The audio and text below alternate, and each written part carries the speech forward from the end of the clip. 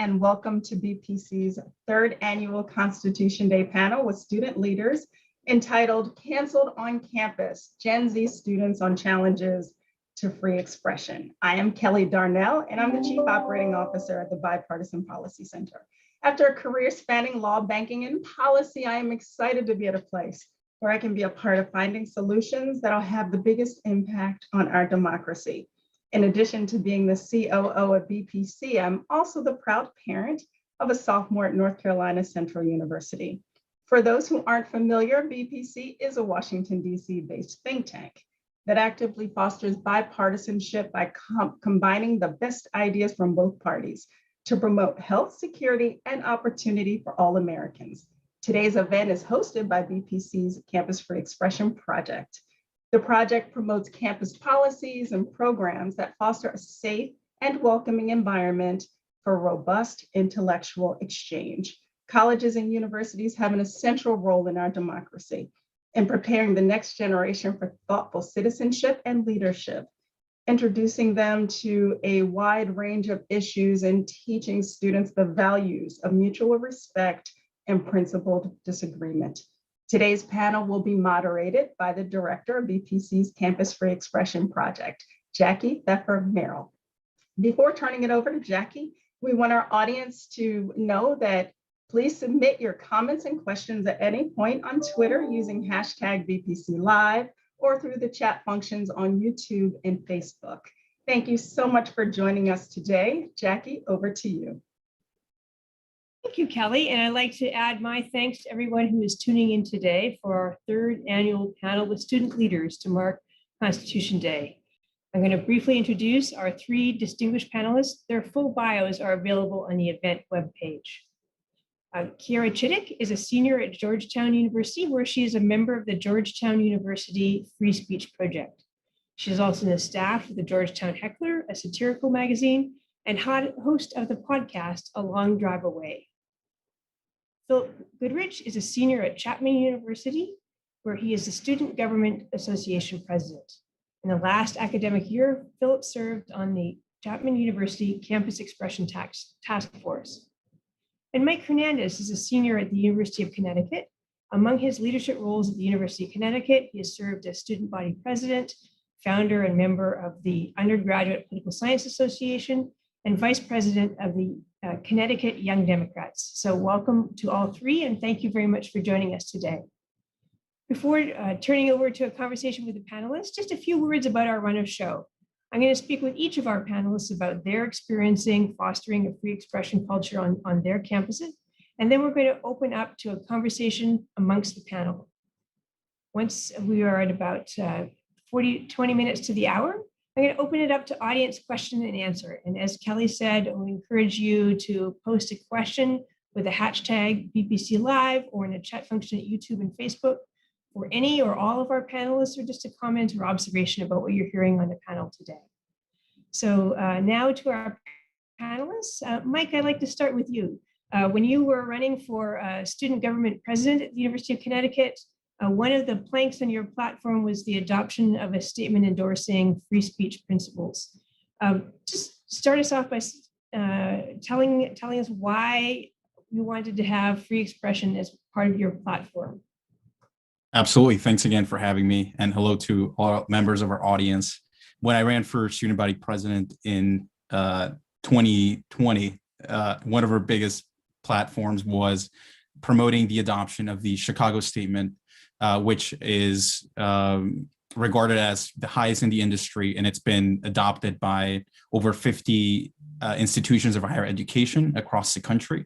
And we thought it was time for UConn, which historically has had a lot of trouble with free expression, as some of you might have seen in headlines in recent years. And when the election was taking place, the idea of adopting the statement was non-controversial, and free speech sounded like a really good idea. But unfortunately, once our year sort of elapsed, free speech evolved into hate speech. And the blurred lines, I think, confused the student body. And that's where we are, right? We're in a state of confusion, unfortunately. Can you tell us just a little bit more about that? Because that's something that we hear with the BPC Campus Free Expression Project a lot, that defending free speech is really a defense of hate speech, and that commitments to freedom of expression are in tension with commitments to diversity and inclusion. So how did that come about on the Connecticut campus during the campaign, and what were the kinds of things that you heard said about that claim? Sure. I think the confusion about free speech really speaks to a cultural hole that currently exists within our generation, which is that, yes, it's great to have civil liberties on paper, but if we don't have a culture that actually understands and appreciates those civil liberties, then you end up with confusions and blurred lines. And some of the things we heard on the ground were that there is not a free speech problem on our college campuses, and this is just an excuse to be hateful. And that's where those issues are conflated. And ironically, a lot of the hate speech that was going around was directed at the people who were supporting the adoption of the Chicago Statement.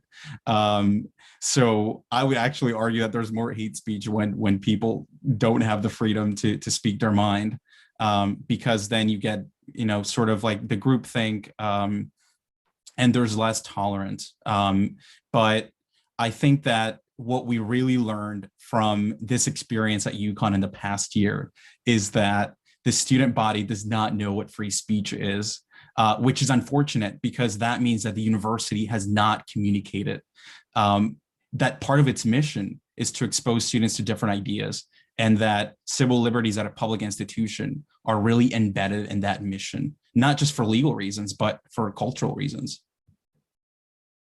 And is part of the civic mission of colleges and universities, is part of the academic mission of colleges and universities. And I want to ask you a little bit more about those people who criticized the expression, but also people who supported it, because I understand that there was a petition in favor of the adoption of the statement. Absolutely. So there was a petition that received over 160 signatures, which was unheard of in student government, to adopt the Chicago Statement. It included students, faculty members, and we received all sort of outside support. And that was actually the minority of people, because we received tons of private messages where people said, I really support what you're doing and I hope that it passes, but I can't say this publicly. So there was a lot of fear to actually speak out and support. So I think it's really wonderful that a lot of people were willing to put their name out on that petition during a really divisive time on our campus. Mm-hmm. I appreciate that. I want to come back when we're all in a conversation together about that sort of spiral of silence where people don't want to speak out. But I want to ask, so what happened? Was the statement adopted? Well, the statement was never given a chance to be debated on the Senate floor. It was killed by very divisive rhetoric beforehand. So the tactic works, right? When you conflate ideas with very divisive rhetoric, the conversation is over. So it worked, unfortunately. And there was a formal process to sort of like censor me as a student body president for supporting this stuff. And there were other efforts to remove members of the student senate who were in support of the legislation, all which included bias reports and other procedures that really led to nowhere once people realized that they were really all ways to try to silence the movement. Well, I know it's not the end of the story in your efforts at the University of Connecticut, but I want to turn to Kira now. Kira, you are a member of the Georgetown University Free Speech Project. So for those who don't know about the Free Speech Project, can you tell us about it, and especially about the aspect for which you are a writer, the Free Speech Tracker? Yeah, so the Free Speech Project is just a project on campus. It's a paid job that hires students as well as a few of our grad students as well. And one of our professors, Sandy Ungarn, is the head of the Free Speech Project. So the Free Speech Project focuses on three aspects mainly, which is education, the government, and civil society. So as a nonpartisan and non-ideological organization, we look for trends across all three aspects of society and try to make connections across the country and globe as to where places are lacking in free speech and expression, and what avenues people go towards, whether it's the legal system or their own administrations or protests and things like that, to make sure that their free speech and their constitutional rights are upheld. So when it comes to the free speech tracker, which I write for as a memo writer, it's a super important aspect I found as a memo writer myself. And I think for other members of the Free Speech Project, because it's super important for understanding context outside of Georgetown about free speech and expression. So I was always interested in free speech in itself when it comes to students and their rights on campuses, but I'd also only ever had the experience of my boarding school that I went to and at Georgetown. So doing all of this research, going through articles that have been written and understanding the context from other universities and what they go through in comparison to what I go through is really important. I feel quite privileged to go to a university where we have Red Square, where you can talk and express any grievances that you have with the university, or have clubs that aren't sponsored by the university be able to table there and express their own messages. But that's not something that every campus has. There's been a lot of administrative pushback that I've researched about from so many different universities and colleges and even high schools across the country that I just would not know about if I didn't work for this job. And I think a lot of other people wouldn't realize that these things exist on other platforms and at other universities if we didn't have this free speech tracker, which kind of conglomerates all of it together into a very easy to read and track, of course, way of seeing all of these issues. I want to ask about one particular aspect that you mentioned briefly, and to ask you to elaborate. And one of the things that I really love about the free speech tracker is that it shows the threats to open inquiry, freedom of expression across the political spectrum. So one of the pieces of yours that I first noticed was describing the arrest of student protesters who were protesting on campus, who were members of the Party for Socialism and Students for a Democratic Society. But one of the things that you said to me when we were speaking about the project is that it's not just an academic exercise to write up these memos and descriptions. It's really meant to empower students with knowledge that things are happening that are not just localized on their campus. So if you could just speak to that empowerment piece. Yeah, I think that there's this huge aspect of there's this dichotomy between what we express as students and whether or not our universities and things are going to agree or to listen. There's been so many lock-ins where students have been suspended because they were taking up space or being in the admin's way or doing things not within the policies of the university. So when it comes to the free speech tracker and hearing that a student halfway across the country understands your story, I don't think I've ever been to Florida, but I've read so many stories about what students in Florida are going through, what students at Haskell University are going through, and things like that. And the fact that somebody else understands your struggle, somebody else knows what you're going through, has gone through it themselves, or has found ways to overcome such an issue is super important and really, really interesting to me, because I think it's coming from an empathy perspective. I've definitely grown as a person and understanding both sides of the spectrum, all parts of the spectrum, whether it comes to what would be considered right-wing issues of free speech or left-wing, such as socialist issues of free speech, and how we can all work together, because across the aisle, free speech is being impacted at universities. And there needs to be a coming together of all sides in order to solve this issue, because we can't just intercede alone and try to fix it. Thanks very much. I want to bring in Philip now. Philip, so Mike had an intention to make free speech central to his experience being student body president. For you, it was a bit more of an accident. So can you tell us a little bit about how it came about that there was a campus expression task force at Chapman, which is an example of many that we've seen in colleges and universities across the country in recent years of leadership establishing a task force to really take a deliberate look these free expression issues. But how did it come about at Chapman, and how did you and several other students get a seat at the table? Yeah, well, first I want to say it's great to be back with BPC, and it's such an honor to be at this event with everyone today.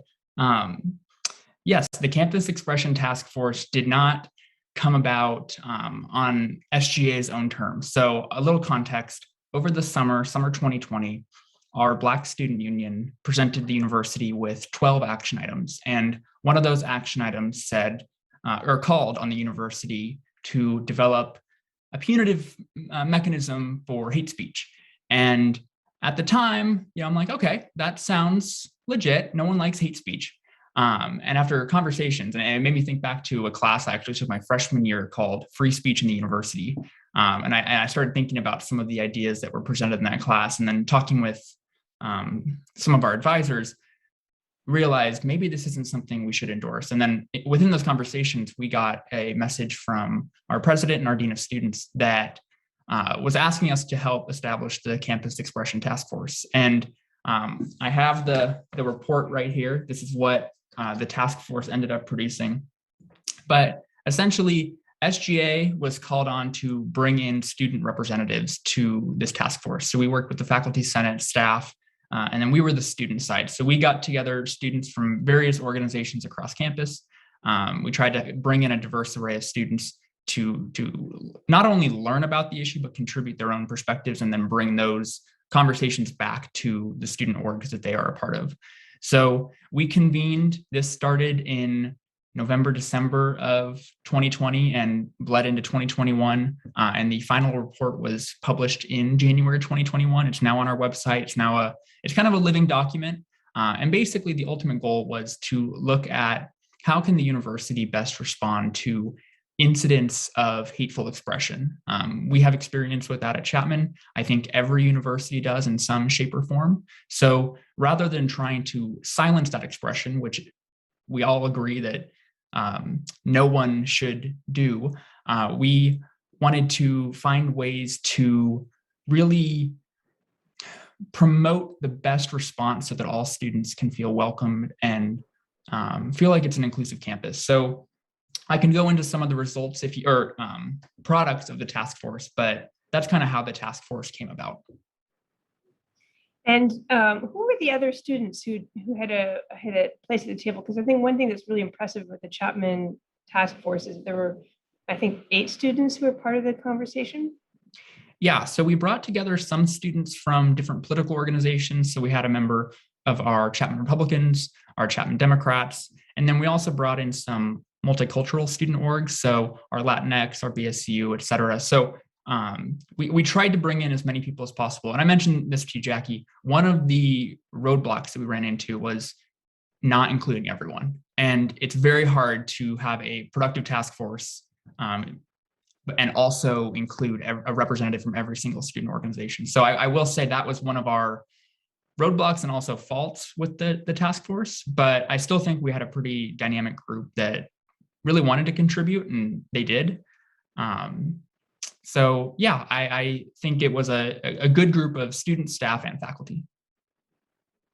And one of the real challenges on college campuses is making sure that you have a respectful learning environment for all, will really also allowing for open inquiry.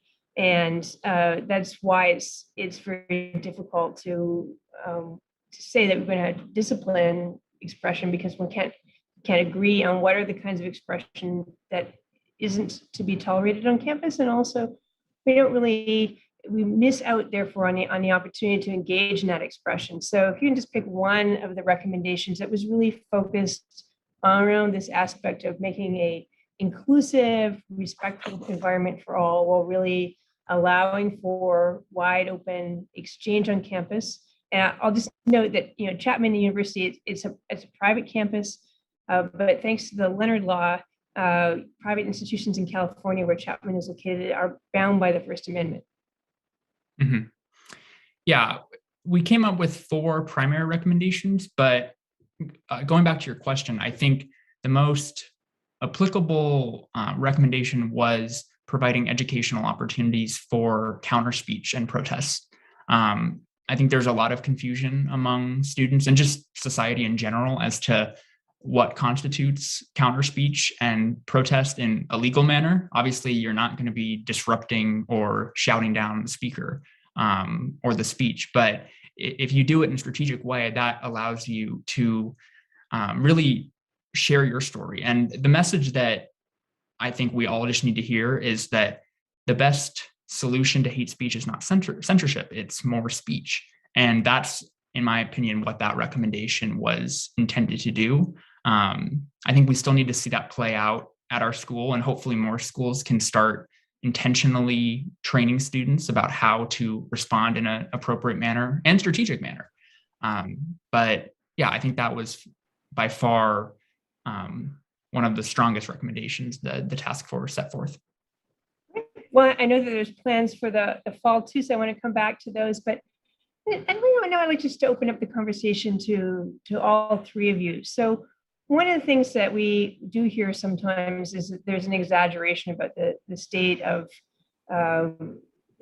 challenges to freedom of expression on campus. And I think to a couple of headlines that I've seen in recent years in national venues that there is no free speech crisis on campus.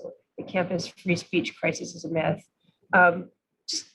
Now you've all spoken about your individual experiences on your particular campuses and aspects of those particular experiences, but just thinking overall, what's the overall state of freedom of expression and open inquiry on campus? Is it an exaggeration to say that there's a crisis of free speech on campus? I like to. Kira, maybe. Oh yeah, Mike, go ahead. You go Sure. first. Thank you. Yes, I think that's a valid perception if you're not a student on a college campus. And I'd like to make a distinction that, for example, UConn adopted a statement in 2017 in response to a really high-profile case where free speech was violated. And their task force basically, which is why we believe that we need the Chicago statement, because their statement really puts responsibility attached to speech. So it's not free speech, it's privileged speech, because you can lose it. You can't lose a civil liberty, but you can lose your privilege to speech. And I think that speaks to our broader cultural moment, which is that free speech is in crisis. It's not in crisis at the courts. The courts are not attacking free speech. The courts have a century-long history where they've established what free speech is. I recommend reading Professor Jeffrey Stone's book on that. But it's the culture, and it's not an exaggeration. And the so-called cancel culture, the privileged speech environment, I think it all really adds up. And I think it's an exaggerated crisis. I don't think the actual perception is exaggerated. Yeah, Philip or Kira, would you like to weigh in on whether we can call it a crisis? Yeah, I would definitely agree with Michael's standpoint that being an outsider and looking at campuses and seeing a lot of the privilege that does come with gaining higher education may seem as if students are kind of just complaining that they can't do or say everything that they want, but there really is this disparage between what we can say and what the reaction to what we say is. I think in a lot of cases, it's more of a, as Michael said, more of a social and cultural response to what free speech is that is limiting what we can and cannot say. A lot of it does come between political lines and reports the administration about what is perceived as hate speech versus what is perceived as political alignment. And I also think that social media does play a really big part in exacerbating the free speech crises on campus. There's been so many examples throughout my 3.5 years at Georgetown where someone has said something online and it's completely blown up across the entirety of campus. Whether someone disagreed with it, it could have been read the wrong way. It was a private chat that got sent somewhere else. And there were petitions to get this person expelled from the university, which seems kind of crazy. But those petitions got thousands of signatures and they went to the administration. The administration was listening to these types of things. Nothing came out of it because it was, at least in my opinion, those types of instances are a little absurd because it is just, it is the, sorry, my words are escaping me. It is just the censoring of free speech in itself. And I think it was what Michael said earlier as well, is that the answer to what can be perceived as hate speech or not liking what other people have to say is not to expel that person or to have that person stop talking. It's to continue the conversation and explain why we have these different views and what we can do to come together and create a solution to the problems that we have on campus, rather than censoring anybody that doesn't have the opinion that we like. And of course, the administration does play a large role in, if it's like a university sponsored club, there are certain things that they can and cannot say, can and cannot advertise for. But I think the culture of students on campus and how polarized our political and cultural views have become has created a climate where people don't think that they have the right to free speech, which I think is even more important than whether or not that right exists in the first place, is whether or not we feel as if we can express that civil liberty. Yeah, I want to come back to this social media question that I think is such a big part of the way in which these issues played on campus. But Philip, I want to get you to weigh in too. Would you say there's a free speech or a free expression crisis on campus? Yeah, I think I very much agree with Michael and Kiara. I do want to make the distinction. We see a lot of headlines in, Fire, Inside Higher Ed, of these, incidents where there's a huge ruckus on campus and all the media gets involved. I think the bigger crisis is in the classroom, and it's the tension that is in the academic environment that students are feeling like they have to self-censor or just don't feel comfortable to challenge some of the ideas that they're reading about or discussing or hearing from their professor. I think that's far more detrimental and impactful to students and academia at large than these isolated incidents of someone, yelling something racist or doing something crazy that draws the attention into the whole country. That kind of unspoken tension that's in the academic environment, that's the crisis in my mind. So how can we, as students and just as part of this scholarly community, combat that and foster an environment that's free of that tension? And it's hard. I mean, Michael, I think you mentioned groupthink earlier. It contributes to that type of mentality. But for instance, last night in one of my classes, I actually had a professor who said, at the end of the course, once we finished some readings on some pretty controversial subjects, I want you guys to critically read and then critically discuss these topics, and you don't have to agree with them. And I think if more faculty started prefacing all of the instruction with that, and maybe even including something on the syllabus, that would kind of start pushing us into this newer environment of true academic freedom and campus free expression.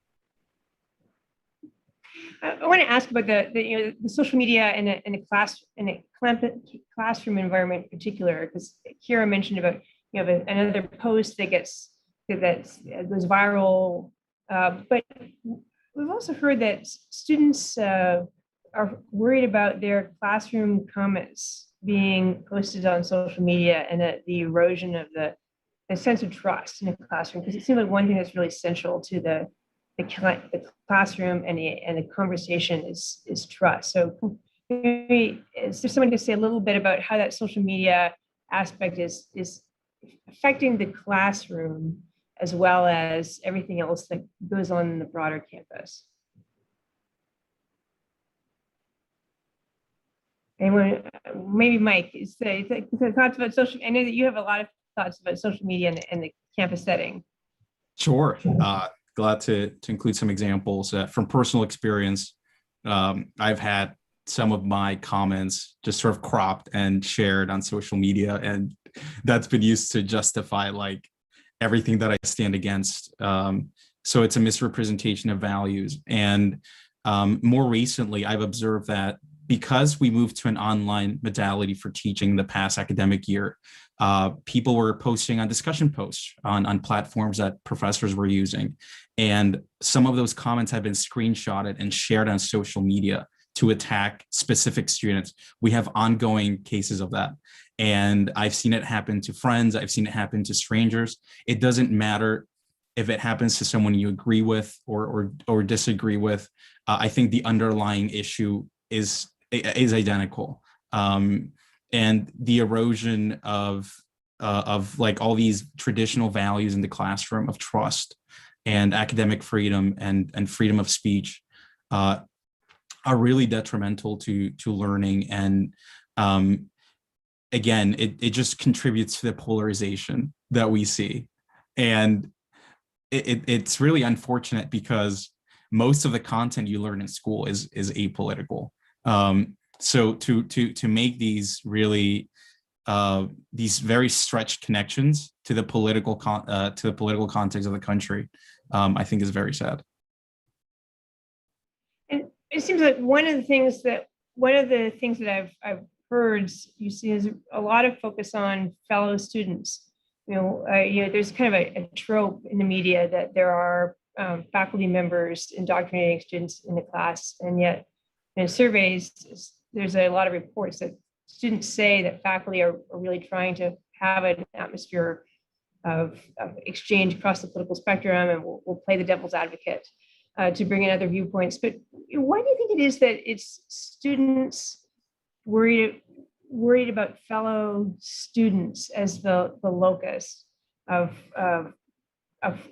concern and controversy and concerns about censorship? But what do you hear from your students at Chapman? Well, I want to make sure I understand your question, but I think it comes from students to students because it's that equal playing field. You're with your peers. I think on the faculty standpoint, I really think it depends on the faculty member as far as the way in which they conduct their class.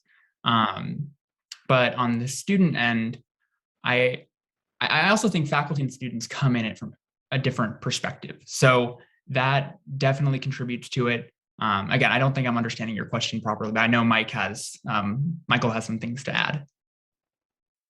Thank you. I think just to expand on that question and also to add to Philip's points, the reason why students are worried about their fellow students more than they are worried about faculty, more than they are worried about their parents or administrators, is because a lot of the social forces that we see on campuses are driving a lot of the campus itself. And so sometimes you have students wondering, it's like, who's running this campus? Is it the administration, or is it whatever is popular on social media today? And I think that's because our faculty members are afraid. I think our administrators are afraid. And I think we need to deliver a different kind of message and let them know that they should not be afraid, that they should continue to stick to what they committed to deliver, which is that commitment to academic freedom, to freedom of speech, and to all the things that make universities great spaces to learn. So I want to make sure that our audience gets that message. And I think the media is finally getting it. They've been wrong about college campuses for a long time. And even Netflix is on this. They just released a new show called The Chair, which aims to sort of comment on these issues. So I think we're finally getting the media to get the story right. And I've heard several of you speak about that education piece and the need for students to have a better understanding. And I just really interested, what are the kinds of things students need to know better? If we just could put a bunch of things out there, it sounds like it's both some skills in terms of being able to engage with one another, but also a more basic understanding of the principles of free speech too. So if we could just put a bunch of points out there about what is it that students need to know more about open inquiry and freedom of expression. I guess I can start. I think one thing, I'm actually taking a Justice and Peace Studies class currently called Nonviolent Communication.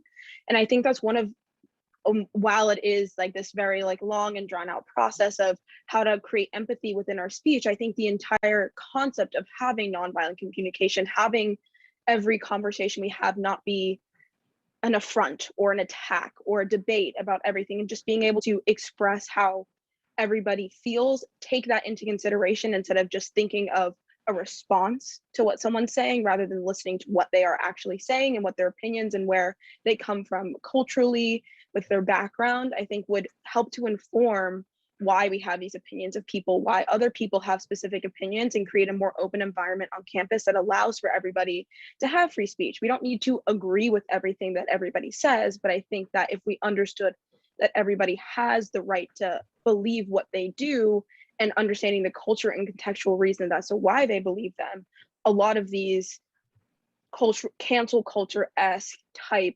movements on campuses, I feel like would be very mitigated.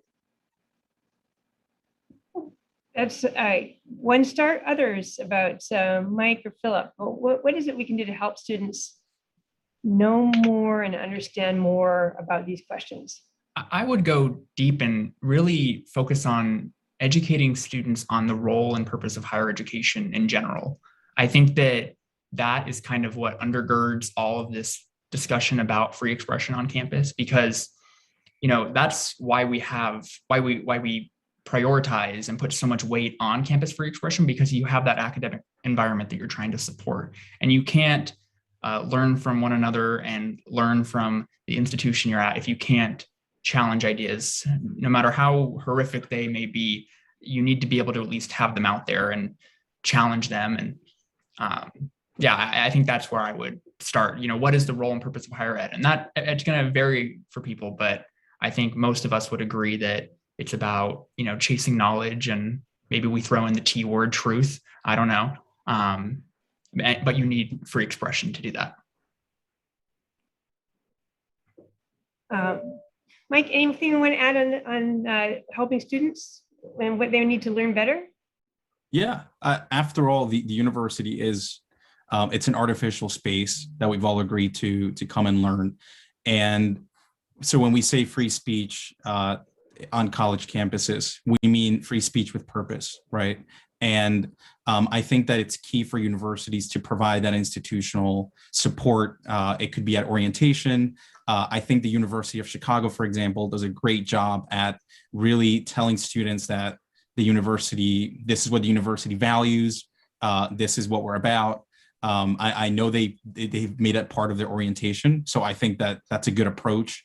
But really just providing spaces to depolarize the conversation about free speech, I think would really bring a lot of very meaningful conversations. I want to remind our audience that you can ask your questions using hashtag VPC Live, excuse me, on Twitter or on Facebook or YouTube. Excuse me. Kira, I want to ask about humor on campus.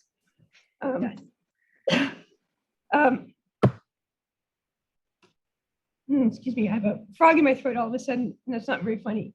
But one of the things that happened to the Campus Free Expression Project just before the pandemic is that we were going to have a panel on humor in the arts on college campuses. And Mish Patel, who'd been taken off the stage at Columbia, was going to be one of our panelists. You are a member of the staff of the Georgetown Heckler at a time when comedians are saying they don't want to be on college campuses. So maybe you could just tell us, what's the role of humor in advancing conversation on a campus? Yeah, so I think from the Heckler perspective, we kind of do blend this line of reporting on quote unquote news or things that are happening on campus and comedy. So a lot of what we do at the Heckler is we have meetings, we talk about headlines, and then we write stories based on them. And every week we have so many that are about what the administration has done in the week, or the emails that they send that are 3 pages long that have very little substance and don't really address any of the issues that we've talked about on campus. So we take these really serious issues and we turn them into a comedic thing so people can digest them and kind of take a break from the harsh reality that sometimes our voices aren't being heard, and sometimes the administration, which is our only real kind of tunnel into enacting the changes that we want on campus, may not be the best all of the time. So I think comedy is taking a break from all the seriousness of what we talk about on campus, addressing these issues, but still bringing a comedic spin onto it. We have a big comedy scene at Georgetown. We have improv organizations, we have stand-up comedy, we have sketch comedy, we have all of these shows and stuff that are put on by amazing groups across Georgetown. And I think they also, of course, there are people that bring politics into it, but I think it is a hard space just because you can't appease everybody. But one thing that we do have in common across the way is that we're all students and we're all dealing with the same administration, going to a lot of the same classes. So we use comedy to bring people together through free speech that may not with things that may not normally be expressed that way.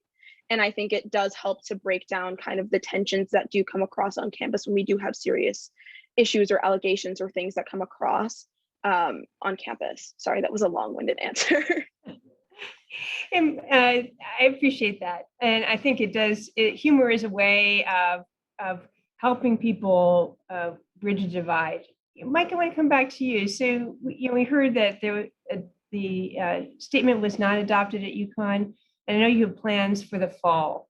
Tell us about what's next. So we've sort of pivoted away from directly trying to get students to support the statement. And before we get any institutional change, we want to make sure that we bring students into the conversation. And in order to do that, we've partnered up with the United Nations Millennium Fellowship to create a space in the fall to have a free speech symposium where we're going to invite folks who are part of faculty, the student body from all over New England to come join us for a meaningful conversation about free speech and how we can move forward together.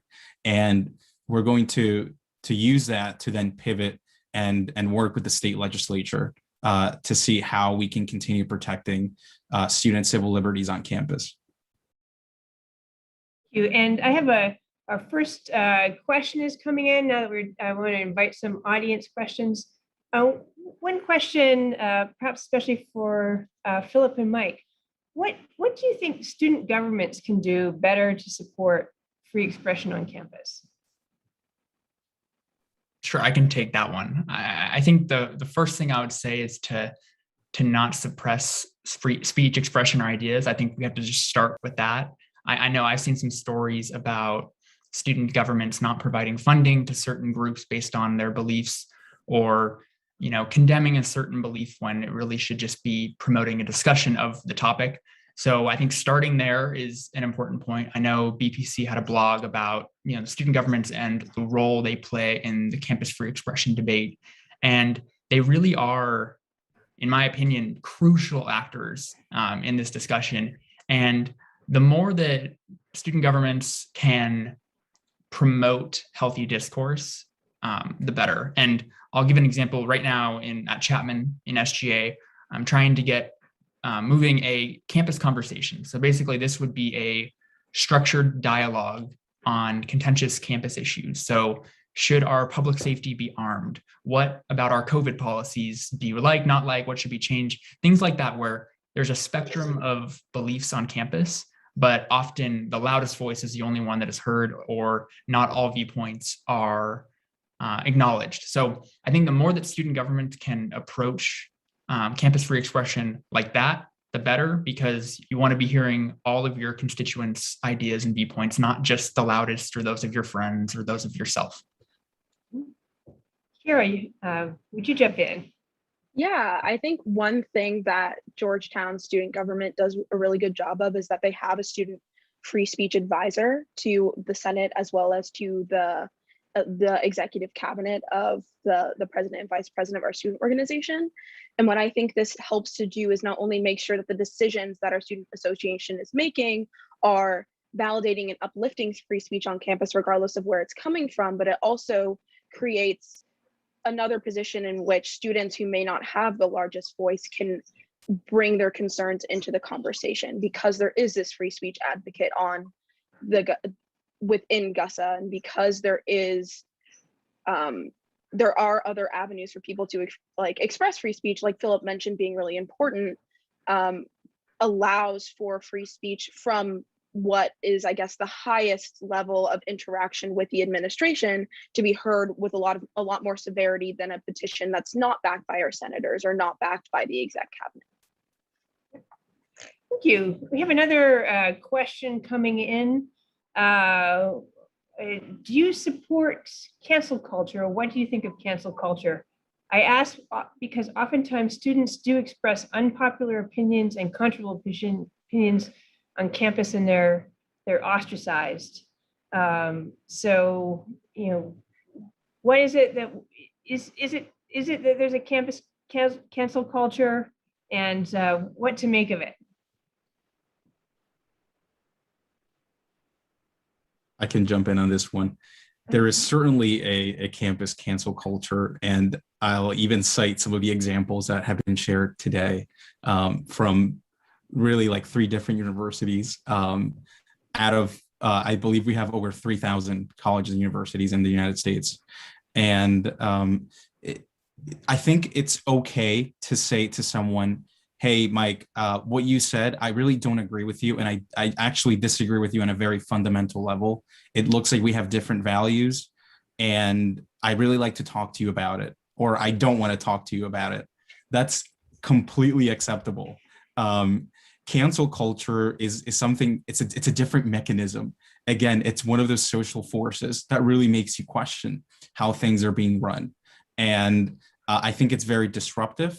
And I think cancel culture really does not discriminate at all. It really goes for any viewpoint. It goes for any person in any position. And that's what makes it so disruptive. And it really subtracts from a meaningful experience. And I think students have lost too much. They've lost 18 months of learning by being online. And I think it's very detrimental for them to keep losing from learning by having their civil rights infringed through a social force like cancel culture. Do you think that cancel culture got worse during COVID-19 and the pandemic? Yes, much worse, especially because online platforms allow for anonymity. And they, I think a lot of we are social animals, right? As David Brooks would like you to refer to yourself as.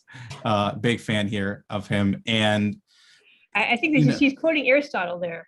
And he might be quoting, so see, we're all quoting each other. This is great. And right, but we want to be quoted like in meaningful ways, right? Cancel culture quotes you in very disingenuous ways. It got worse during COVID because there's none of that social accountability that exists in person. And I think that it's really positive that we're back in person in most places. And hopefully that's going to contribute positively to the cause of civil liberties.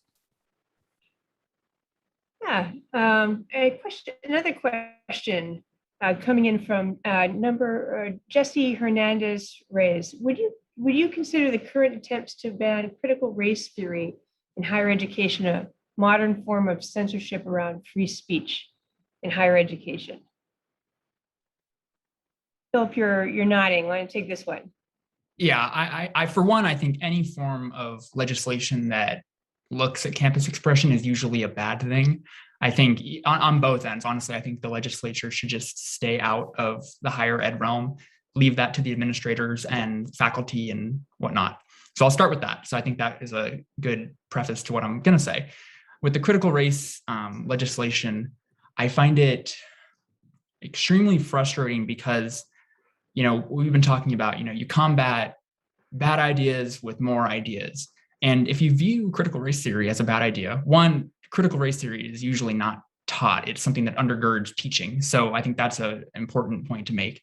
But also, if you disagree with it, then debate it in the classroom. And I know K through 12 is different, but especially in higher ed, no topic should be banned by a state legislature. That should be far more concerning to everyone in the United States, because that is the government saying you cannot talk about this certain topic in our schools. So I am very much opposed to such legislation, and I think it's extremely problematic, and we need to be moving in the opposite direction. But unfortunately, we're seeing a lot more states move in the direction of banning it. So yeah, very concerning. Oh. Anyone else want to weigh in this? I guess I could also talk to that. I definitely wholeheartedly agree with everything that Philip said. And I think it's so important to emphasize that the way in which it was like systematically gone about banning such a specific topic of how anthropology and how we talk about the history of our country and the interactions between different groups of people, this doesn't happen in any other field of study. It really doesn't. No one's banning the realist perspective of international relations.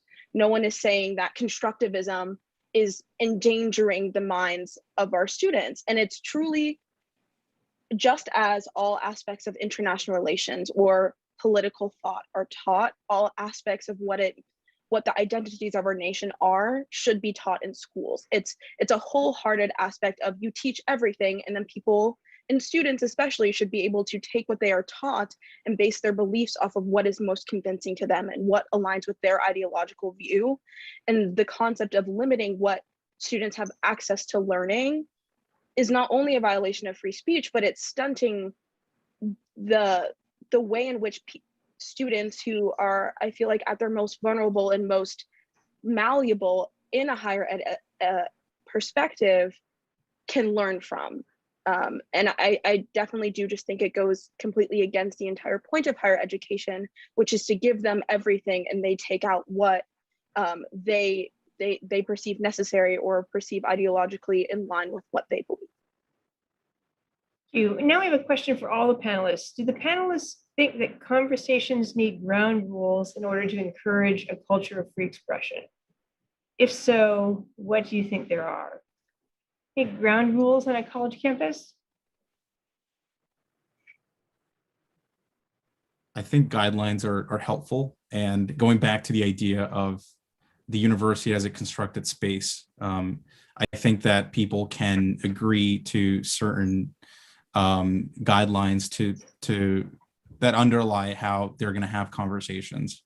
But again, those are things that are agreed upon. They're content neutral for the most part.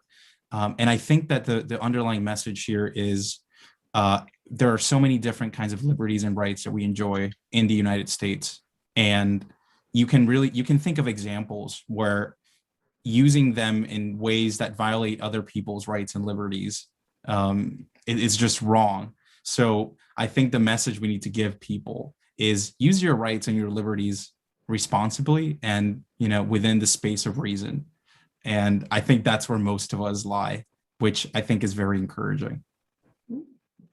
Kira, I know this is a little bit different from ground rules for a conversation, but in your podcast, A Long Drive Away, it's a conversation about conversations, really, or a set of conversations about how to have conversations about race. And with fellow Georgetown students, can you just tell us maybe one takeaway from that, what you learned and why you had those conversations with Georgetown students about how to have those conversations? Yeah, I think that especially during the pandemic, being so separated from my friends and the reinvigoration of the Black Lives Matter movement, it was so important to me to kind of express the ways in which all of the learning can't come from the people that are marginalized or the people that are oppressed or the people that are experiencing adversity. But you have to have a conversation about how that can happen. And something as a podcast host that's so hard, I know I've talked a lot on here, I have a lot of strong opinions about a lot of things, is sitting back and listening.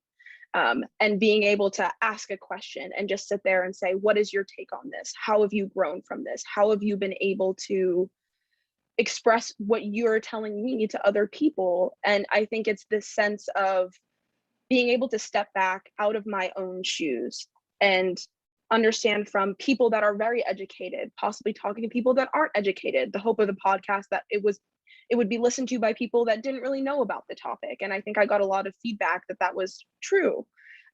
So being able to have a conversation where I didn't necessarily agree with everything that everybody on my podcast said, but being able to understand where they were coming from because they told me about their background. They told me about how they grew up. I asked those questions to gain context. And I think that's really important when it comes to polarizing conversations, such as race relations in the United States, political leanings, religious leanings, that we understand where people are coming from before we immediately jump to judging them. And I really think I got that huge takeaway from that. And I hope that everybody that listened to it did as well. I'm definitely getting that from sitting into this conversation with these two other amazing college students from places that I've never really been to. And that conversations like these are so important because I can't know everything. And I can form my opinion on what I do know, but my opinions can change if I just sit back and listen to what other people have to say. Thank you. We have another question for the entire panel, and I think the question is taking in as an assumption that there's something different about Generation Z. So you can contest that if you like. It's the question from Ryan Zasla. How would you describe Generation Z's perception of free speech? And what's the best approach to college students today to help them care about freedom of expression? So one recommendation, whether it's for administrators, for student government, for faculty. I can chime in here. I think with Gen Z, and I am guilty of coming into higher ed with this mindset, there's this idea of viewing free speech and free expression as a conservative thing. And right off the bat, that's so problematic because free speech, there's a spectrum of it, and it affects everyone, regardless of where you are on the political spectrum. And as far as educating people about that, and I know this works because this is how I changed my perception about the issue. Look back to the 1960s and the free speech movement at Berkeley, and you quickly realize that just 60 years ago, ideas and speech were suppressed because they were too leftist. They were labeled communist. They were pro-civil rights messages and anti-Vietnam War messages, but they were deemed communist and then they were silenced. And if you understand that historical context, I think you gain a much deeper appreciation for campus free expression in general. So I think if we can have more historical training on, how did campus free expression evolve and why is it so important? That will hopefully change more people in our generation's minds about campus free expression. And I think we have time for one last question. It's going to be from Victoria Mitchell. And she's asking about the balance between those students who are censorious and those who are self-censoring. I'm curious about how widespread this is. Is it a small percentage of students calling fellow students out and then another small or big percentage pile on? And are more students disengaging because of this tension? I guess I would say I'm not quite sure about whether it's a small percentage calling students out and then more people piling on. I think that social media allows for the piling on to happen in rapid succession. But I think that there are 100% more people that are disengaging. And so many of my classes, even one of my professors today said, should I tell you what I'm feeling? Maybe this isn't the right space for it. I've had students start saying something and saying, no, that's too political, I'm not going to say it. Where people have wanted to start clubs and organizations on campus, but worried about that backlash that they would receive from other students for tabling in Red Square, which is our free speech space on campus, or starting a club, asking for funding, wondering whether or not from any specific angle that they're going to get called out and demonized for something that they're passionate about. So they'd rather just stay silent or keep their opinion to themselves. And I think this is it's a really dangerous and hard thing to address, because calling out the students that are calling out students also demonizes them. You know what I mean? So there's a really fine line that you have to walk in allowing people to express what they want to and reinvigorating people's willingness to express their thoughts and beliefs on campus. Well, I think that note of wanting to reinvigorate everyone, and I loved in Kira, your mention that this is for 100% of students on college campus, that when we don't have a campus environment that is respectful for everyone and that brings everybody into a conversation, regardless of their starting point or viewpoint, and have a conversation across difference, we're missing the opportunity to serve 100% of college students with the opportunities that they should have to become independent thinkers and ready and engaged for responsible citizenship and leadership, and ready to be the next generation of bipartisan leaders that our country needs. So I want to thank you all, each of you three, Kiara, Mike, Philip, for your comments and observations today and making time to join us. I do want to thank our audience for joining us today. Very much appreciate your questions and attention. Thank you very much for joining us. I want to wish all of you on college campuses a very successful return to a more normal academic year. And it's been a challenging return to campus, and we're wishing you the very best. I'd also like to invite those of you to learn more about our who are tuning in today to our Campus Free Expression project. You can visit us at the Bipartisan Policy Center website, bipartisanpolicy.org, where you can subscribe to our Campus Free Expression newsletter, and also subscribe to the BPC events at BPC Live and YouTube, and also learn more about us through our other newsletters that are available on the Bipartisan Policy website. I want to thank everyone for tuning in and wish you all the best. Thank you and good day. Bye-bye now.